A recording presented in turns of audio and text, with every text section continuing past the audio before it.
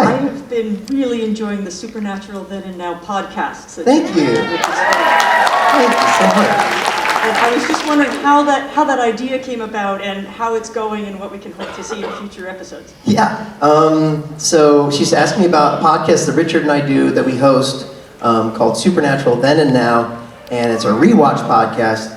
So Richard and I are watching the show for the first time, and every episode we're talking about a new episode of the show in order. We'll be doing the show for the next 15 years, and not a joke. And it's anyway. So we're on season 1 right now, and it's super fun. If you haven't listened to it, give it a listen. We have people on the show who worked on Supernatural and had to do with these specific episodes we're talking about. So it came about because Eric Kripke's friend, Steve Hine, is one of his oldest friends, and he's a podcast producer, and he'd been doing a couple of rewatch podcasts, like The Good Place was one of his, and so he wanted to do one for Supernatural, and so Kripke said, hey, talk to Misha Collins about that. That might be something he'd be interested in hosting. And when Misha passed, and then they came to me and Richard. Misha was too busy, he couldn't do it, he had his show and going on, so they asked Rich and I to host it, and we were like, yeah, that'd be fantastic. And I thought it was an added bonus that we'd never actually watched the show before. And I say that, like I've watched the show before, but like I haven't seen it from beginning to end. And I really had never seen the first, I hadn't seen it, I saw bugs before because I mentioned it in my first episode, but I really hadn't seen a lot of them. And I'd seen, my friends' episodes, but there's a lot I missed. So I'm watching season 1 truly for the first time. And it's great, you guys. No, I'm serious, it's a good show. You're not wrong. It's really fun. It's really fun. And I honestly had low expectations because people always talk about, season 1's like Monster of the Week. Like, it's freaking great. It's great. It's like Pulp Fiction. I love it. And like true Pulp Fiction. And I'm having a blast. And every episode, and also, okay, my character Chuck, when he was the writer, had posters of his books on the wall. And so there were posters, there was one that was the Benders, and there's the Scarecrow, and these are posters in his room. And so I'm watching the Benders for the first time, like, oh, it's a family? I didn't know it was a family. It was real people, no ghosts. It's just a family that's real messed up. That's the Benders. And I say that, I've said this before, but like in the second episode when Jensen's like, it's a family business. I'm like, oh, family business. You're gonna start a beer company and name it that. Saving people, hunting things. He says that in the show. I didn't know he said that. He says it in the show. So, and I'm really loving it. I love Dean. Dean is so like kind of Han Solo-y. And Sam is just, you want to hug him, the poor kid. He's had a hard go of it. And what's going on with the dad? I don't know. Where did he go? Why are people burning on the ceiling? I want answers to these questions. So it's fun. And the only spoiler alert for me is that like I know that they live until the very end of the show. So in every episode they almost die. I'm like, you're not gonna die. I know you're not. So I'm excited. I'm excited to see when I show up, what that's going to feel like. Who's this guy? So it's super fun. So yeah, check it out where you listen to podcasts on your podcast app. Supernatural Then and Now. It's cool. Thank you very much.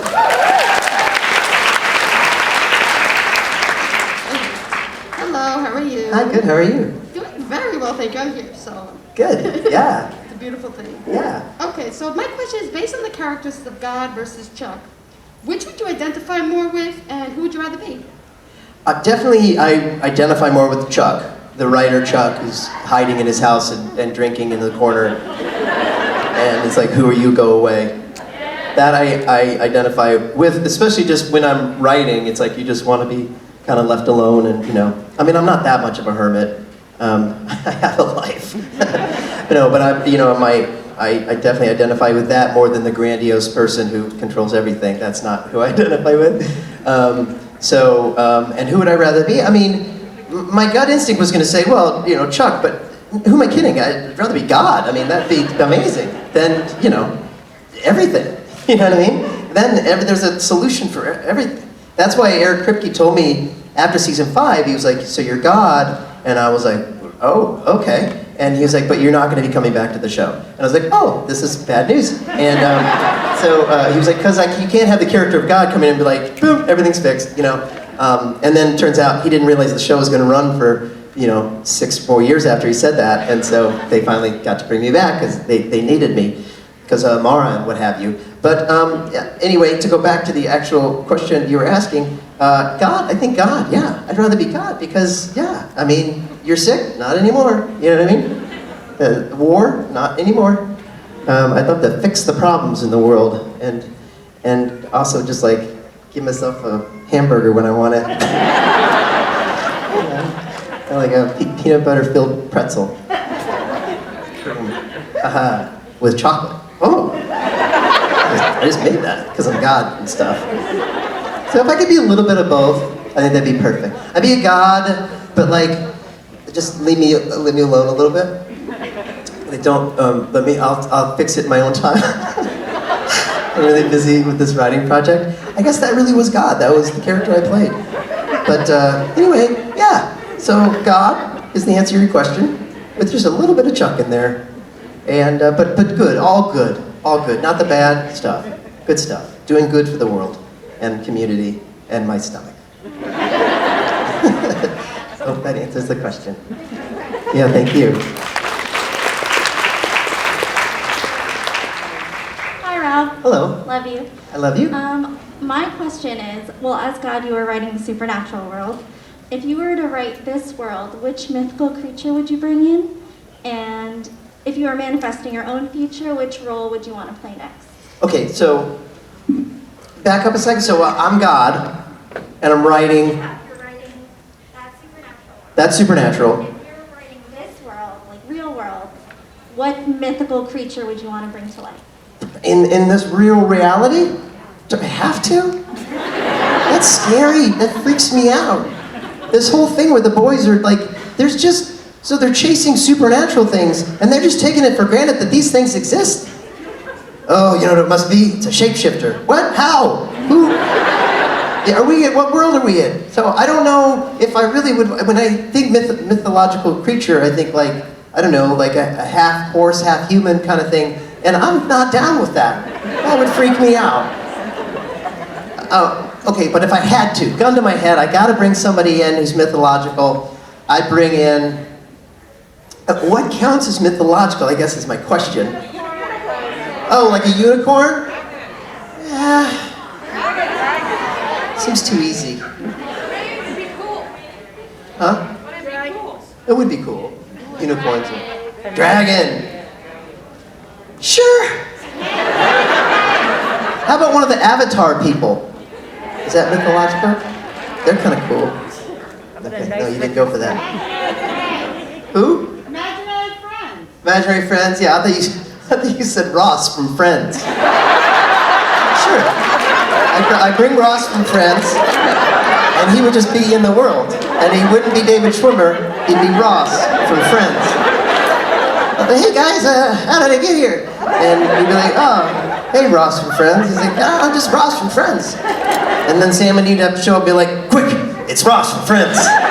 Get me a silver bullet and the wooden cross and the powder stuff and the chain thing. Oh, Ross from Friends. He's like, oh guys, I'm just Ross from Friends. That'd be fucking great. It's a real life character from a sitcom in the 90s. Quick. Oh, jeez. Yeah, so we're definitely Ross from Friends.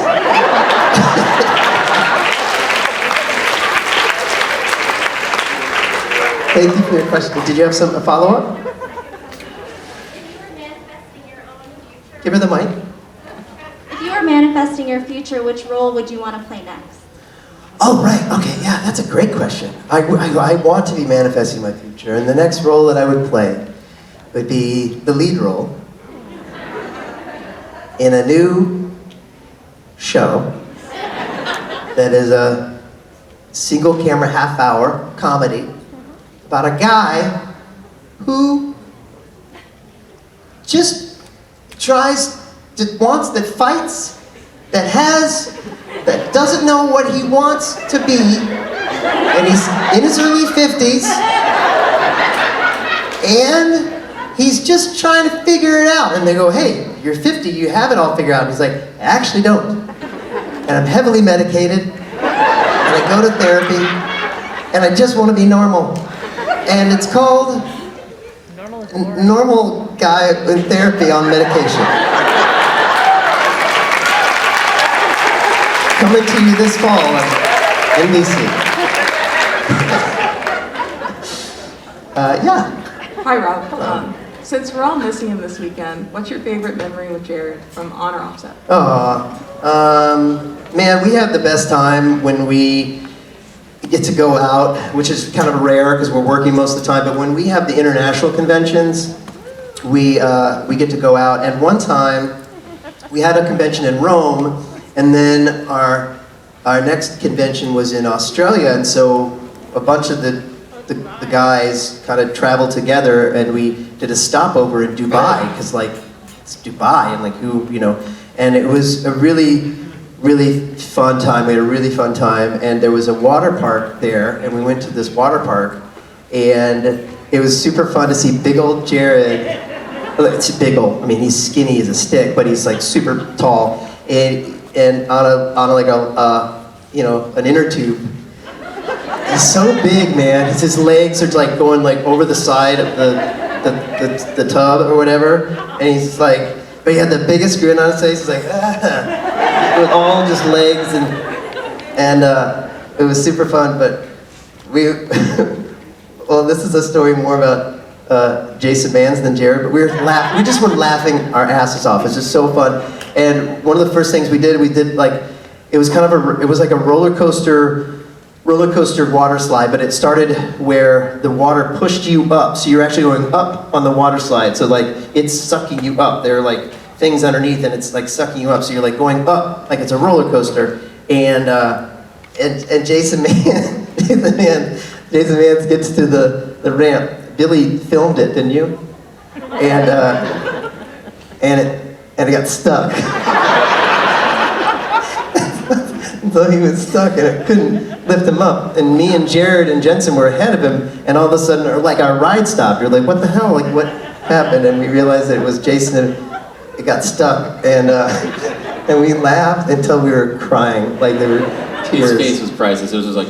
Yeah, Jason had a grin. He's like, well, what are you gonna do? Anyway, that was really fun. I miss Jared, but you know, but yeah, he'll be back. It's just always fun when he's around. He's just a fun dude. He's a big animal. He doesn't know his power. I guess my other funny Jared story, and then I'll go, is one time we were, man, and this is dumb on me, but we'd had a few drinks, whatever, and so it was like 1 a.m, we're like waiting for an Uber, and I don't know why I do this, but I was like, I know that these guys are into like kickboxing and stuff, so I was like, is it true that like when you kickbox, you have to sort of like, you know, start with your hip, right? That's where the power comes. He was like, yeah, it's like this, whack, and he hit me, but he wasn't like doing it to like, but he's like, no, you really got to do it like that, and then you whack. It's like, oh, I went into a trash can, knocked the trash can over, and he's like, oh, I'm so sorry. He doesn't realize his own strength, you know? Never ask Jared about kickboxing, okay? Note to self. Okay, thank you very much, everybody. Ladies and gentlemen, Rob Benedict.